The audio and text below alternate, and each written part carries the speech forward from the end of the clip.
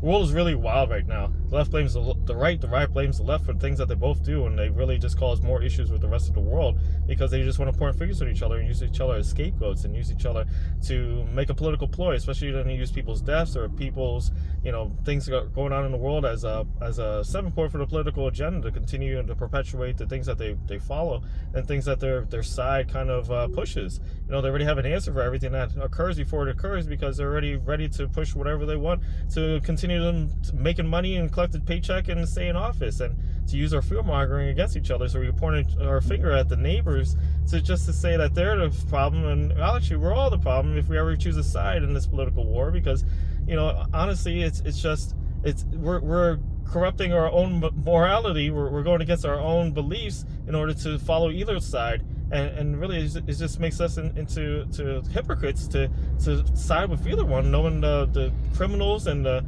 thieves and the liars and the monsters that they are, that they steal our taxpayer money and then don't even do what the taxpayers want or do the best for society. They do the best for themselves, and then they blame each other when anything goes wrong. In actuality, they're all to blame. They're all liars and cheats and scumbags.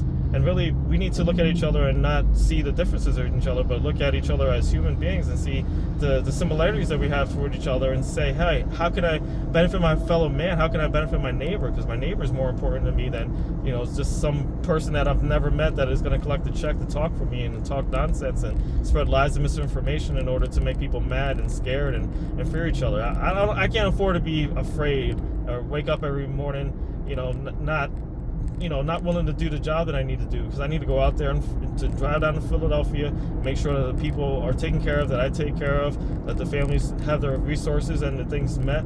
I deal with people with disabilities and usually intellectual and also physical disabilities, and I make sure that they have the resources that they have. And I go into war zones. They're some of the worst places you've ever been to. I deal with every single crime that you could think of on a daily basis, and it's really wild, but someone has to do it, and I can't afford to be afraid, and we as a human race cannot afford to be afraid to treat each other differently because somebody on TV said something nasty.